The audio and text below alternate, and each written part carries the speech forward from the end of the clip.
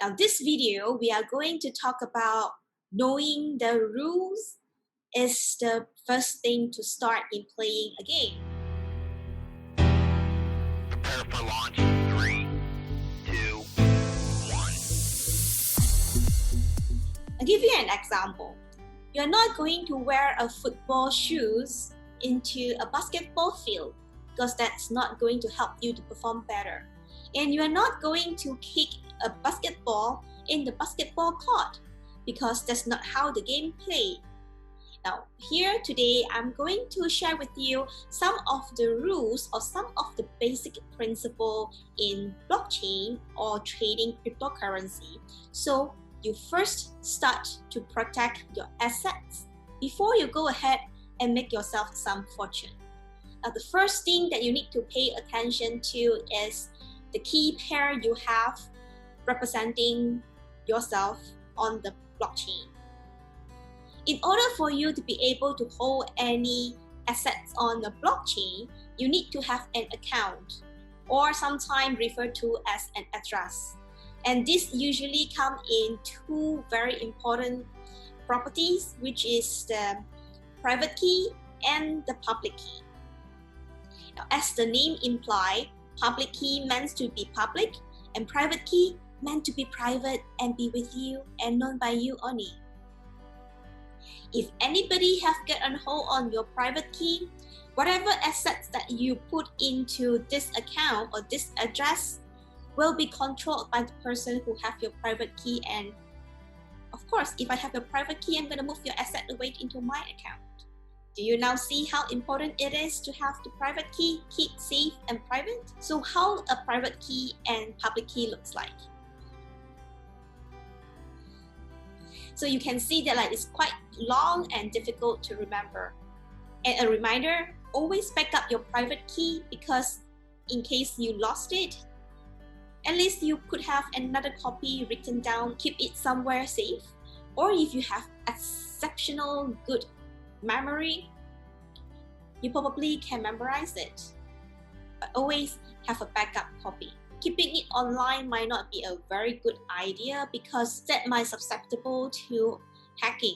Or if you lost the password to your email, for example, if you're saving it in email or probably in one of your cloud drive, your private key might lost at the same time as well. There are many ways to keep it.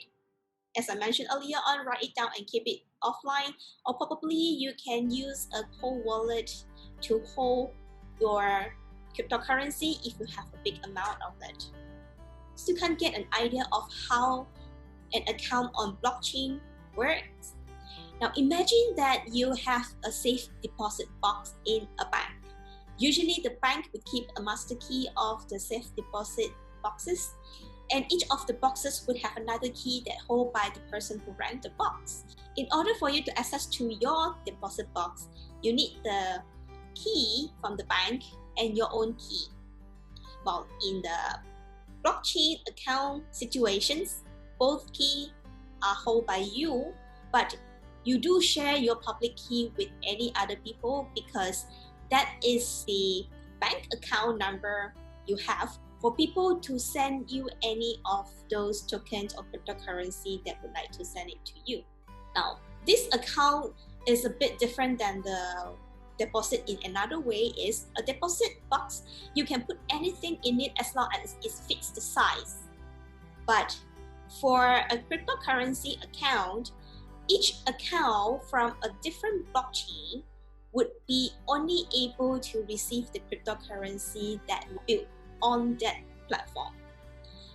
Think about these different blockchains like a different operating system, an iOS and an Android. If an application is built for the iOS, you won't be able to operate it on the Android system or the other way around. So that is how a key pair system of an account on a blockchain works. Secondly, you need to understand the project or the cryptocurrency you buy into. Is it really on the blockchain, or they are just digital money or a digital token? During the era of ICO, initial coins offering, where a lot of projects issue their tokens and sell it to the public, claiming that is the cryptocurrency and they are going to build a project on the blockchain. Those coins might not be on the blockchain. They are just one form of digital currency, or it's just like a digital IOU to you, saying if this project of theirs take off or actually work into frictions and go to the market, then whatever cryptocurrency they are going to issue is going to be distributed to you, and you can claim it with this IOU they have been giving to you, and you can claim it with the cryptocurrency that they then issue. So you need to be able to distinguish whether the digital money or cryptocurrency you buy into is really on the blockchain or is not yet on the blockchain. So if it says how you can differentiate that, basically if a cryptocurrency is on the blockchain, it will be listed on the CoinMarketCap or CoinGecko. And another way to know about it is from the major exchanges. When they do accept the cryptocurrency to be traded in their platform, usually they do already did the due diligence of the company. Well, nothing is 100% saying that that is a good project, but the basic due diligence is generally done by the exchanges. Now, does it mean that like if you buy and hold your cryptocurrency in an exchange is 100% safe? Well, not really as well, because each exchanges have so many cryptocurrency that they listed, and each cryptocurrency would have some safety or different way they work. Sometimes if the exchanges is not careful, they might have some loopholes for the hacker to siphon out cryptocurrency from it. Historically, there are quite a number of big exchanges have suffered this. Some of the exchanges did compensate their users for the cryptocurrency lost, but some exchanges just go bust. Secondly, some of the exchanges might not be able to keep up with the development of certain coins.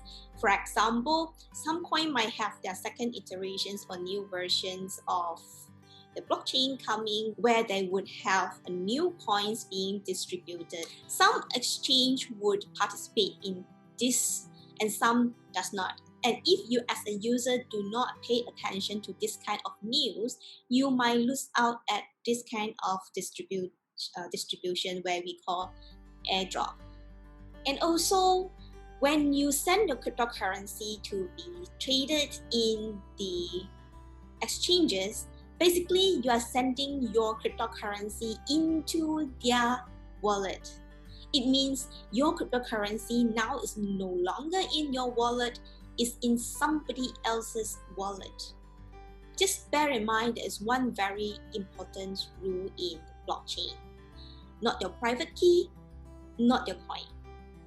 It doesn't matter if you lost your private key and somebody get on hold of it and you lost your assets, or you put your cryptocurrency into somebody else's wallet, like in the exchanges or maybe in a mining pool.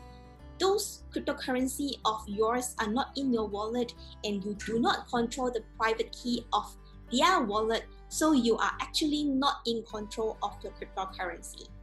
Anything happens to their wallet, you may suffer too.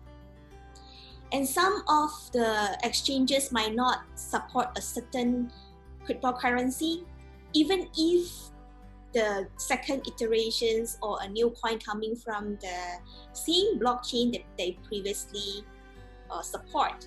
For example, a new coin that is being launched on the Ethereum, it might not be supported by the exchange A, even though exchange A support Ethereum. This is because even though this new cryptocurrency is a new project on the Ethereum platform, but they are leading by different people, and the exchange would like to do a better due diligence about that coin so they can better protect their users.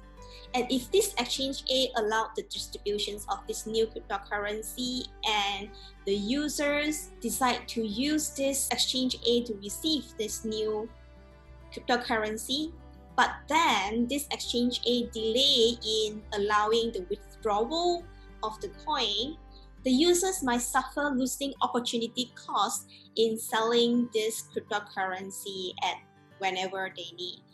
They can't do anything but seeing their coins in control by the exchange A until exchange A is ready and let the user withdraw the coins from the exchange. I know it's quite a lot to take in and sometimes still sounds a bit alien to you. No worry, everybody starts with a baby steps. Just remember those that I have mentioned, and here is the summary points. There are 3 main points for you to take notes of. First, not your private key, not your coin. Always keep your private key safe and private. Secondly, not all those claim they are cryptocurrency are actually on the blockchain. Do your due diligence. 3. Exchanges generally do the due diligence for the coins they listed, but it doesn't mean that the coins you have it on the exchanges are 100% safe. So, put in only the money that you're willing to lose and take care of your assets, know what's going on, and I'm pretty sure you'll still be able to make a good handsome sum of money of cryptocurrency. I hope you enjoy these sessions and we'll see each other next time.